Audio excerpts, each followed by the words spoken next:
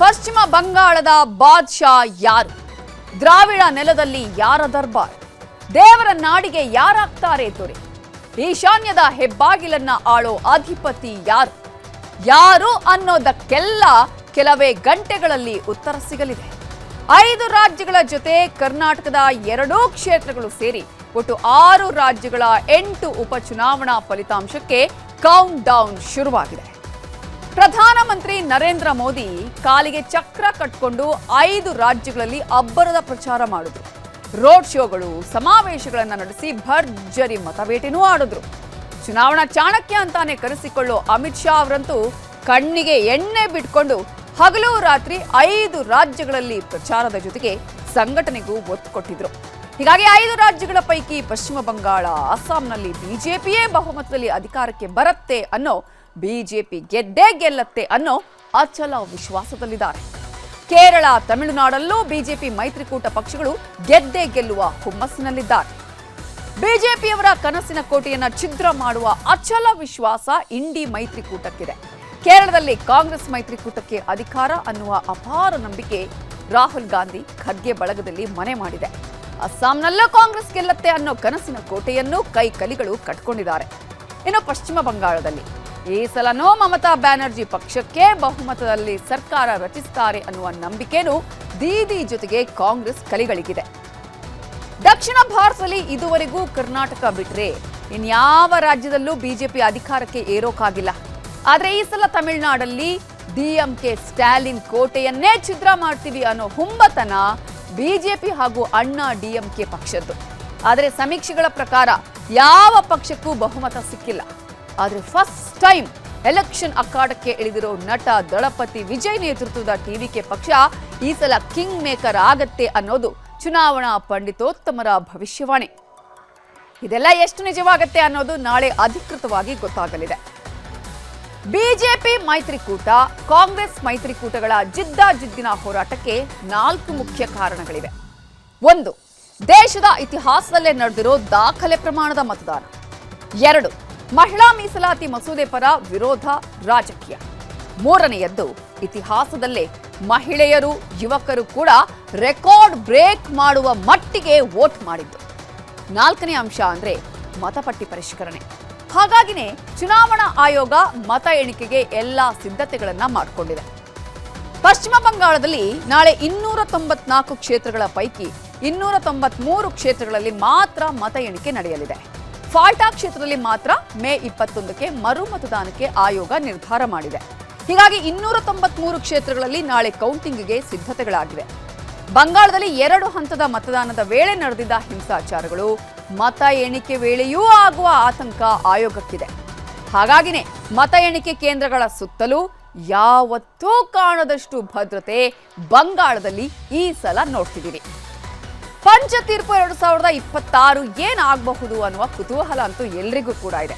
ಪಶ್ಚಿಮ ಬಂಗಾಳದ ಲೆಕ್ಕಾಚಾರವನ್ನ ನೋಡಿದ್ರೆ ಪಶ್ಚಿಮ ಬಂಗಾಳದಲ್ಲಿ ಒಟ್ಟು ಕ್ಷೇತ್ರಗಳು 294.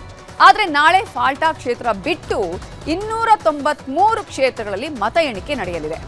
ಇನ್ನು ಪಶ್ಚಿಮ ಬಂಗಾಳ ಎಲೆಕ್ಷನ್ಗೆ ಈ ಸಲ ನಿಂತಿದ್ದ ಒಟ್ಟು ಅಭ್ಯರ್ಥಿಗಳು 2926 ಅಭ್ಯರ್ಥಿಗಳಾದರೆ ಪಶ್ಚಿಮ ಬಂಗಾಳದಲ್ಲಿ 293 ಕ್ಷೇತ್ರಗಳಲ್ಲಿ ಮತ ಎಣಿಕೆ ನಡೆಯುತ್ತೆ. ಒಟ್ಟು 77 ಕೇಂದ್ರಗಳನ್ನು ಮತ ಎಣಿಕೆ ಮಾಡೋದಕ್ಕೆ ತೆರೆಯಲಾಗಿದೆ. ಈ 77 ಮತ ಎಣಿಕೆ ಕೇಂದ್ರಗಳಿಗೆ ಒಟ್ಟು 13,600 ಮೇಲ್ವಿಚಾರಕರನ್ನ ಆಯೋಗ ಈಗಾಗಲೇ ನೇಮಿಸಿದೆ. ಮತದಾರ ಅನ್ನೋ ದೇವರು ಯಾರಿಗೆ ಮತ ಹಾಕಿದ್ದಾರೋ, ಯಾವ ಅಭ್ಯರ್ಥಿಗೆ ಗೆಲ್ಲಲು ಆಶೀರ್ವಾದ ಮಾಡಿದ್ದಾರೋ ಗೊತ್ತಿಲ್ಲ. ಆದರೆ ನಾವೇ ಗೆಲ್ಲಬೇಕು ಅನ್ನುವ ಆಸೆ, ಗೆಲ್ತೀವಿ ಅನ್ನುವ ನಂಬಿಕೆಯು ಎಲ್ಲಾ ಪಕ್ಷಗಳ ಅಭ್ಯರ್ಥಿಗಳಲ್ಲಿದೆ. ಮತದಾರರ ಆಶೀರ್ವಾದ ನಮಗೆ ಸಿಗ್ಲಿ ಅಂತ ಪಶ್ಚಿಮ ಬಂಗಾಳದಲ್ಲಿ ಅಭ್ಯರ್ಥಿಗಳು ಟೆಂಪಲ್ ರನ್ ಮಾಡ್ತಿದ್ದಾರೆ. ದೇವ್ರೇ ನಮಗೆ ಗೆಲುವು ಕೊಡಪ್ಪ ಅಂತ ಪೂಜೆ, ಪುನಸ್ಕಾರ, ಹೋಮ, ಹವನ, ದೇವರಿಗೆ ಅಭಿಷೇಕವನ್ನೂ ಮಾಡಿಸಿ ಪ್ರಾರ್ಥನೆ ಮಾಡಿದ್ರು.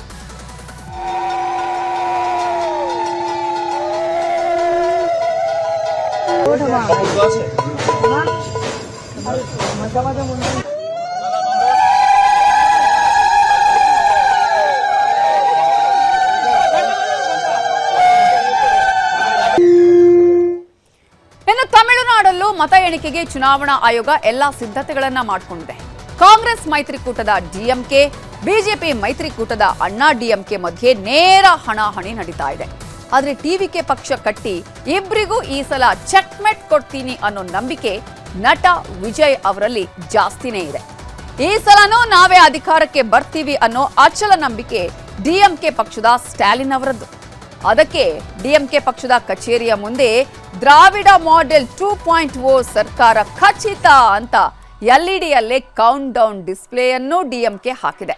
ಸಿಎಂ ಸ್ಟಾಲಿನ್ ಕೂಡ ಪಕ್ಷದ ಕಚೇರಿಗೆ ಬಂದು ಪಕ್ಷದ ಪ್ರಮುಖ ನಾಯಕರ ಜೊತೆಯೂ ಮೀಟಿಂಗ್ ಮಾಡಿದ್ರು.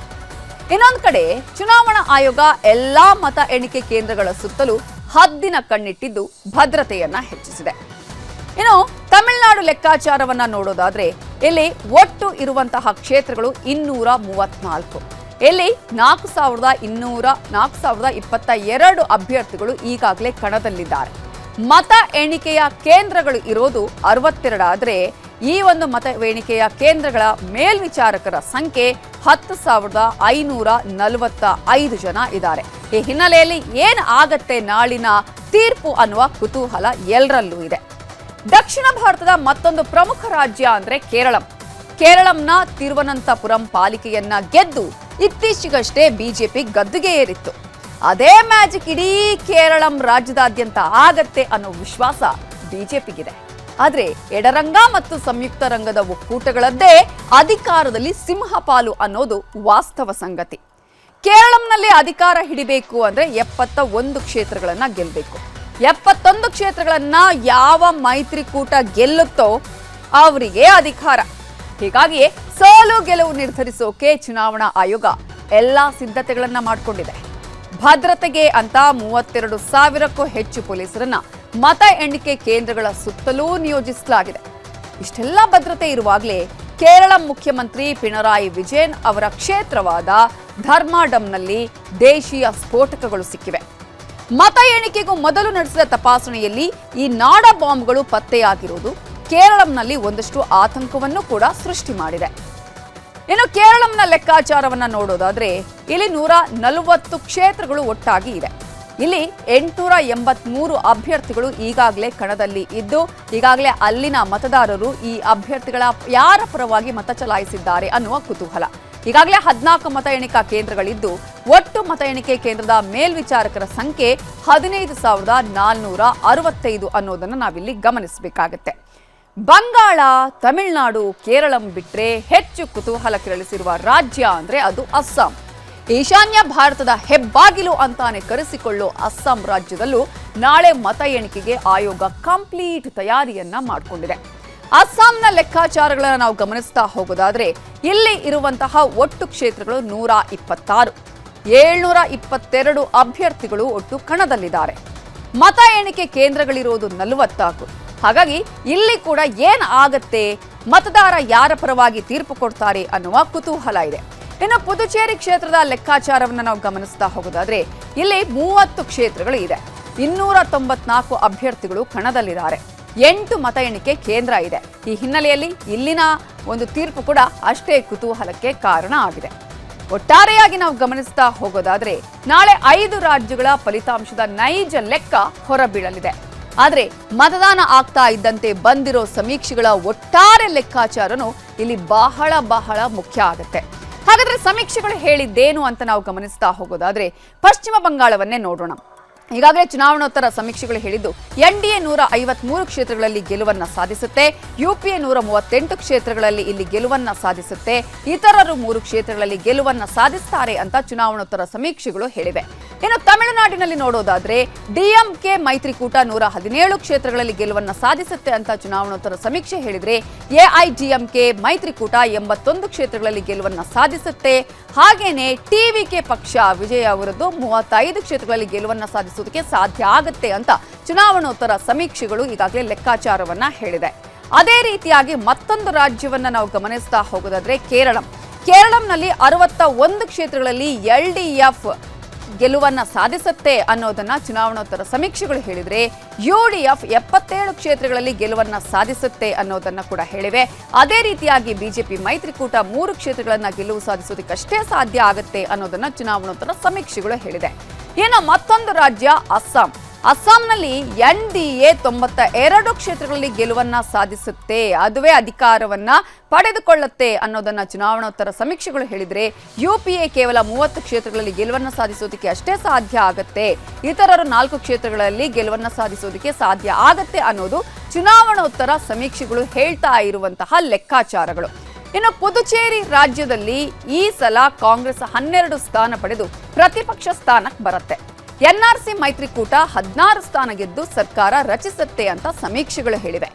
ಈ ಲೆಕ್ಕಾಚಾರಗಳು ಎಷ್ಟು ನಿಜ ಅನ್ನೋದು ನಾಳೆ ಬೆಳಗ್ಗೆ 10 ಗಂಟೆಯಷ್ಟರಲ್ಲಿ ಬಹುತೇಕ ಫೈನಲ್ ಆಗಲಿದೆ.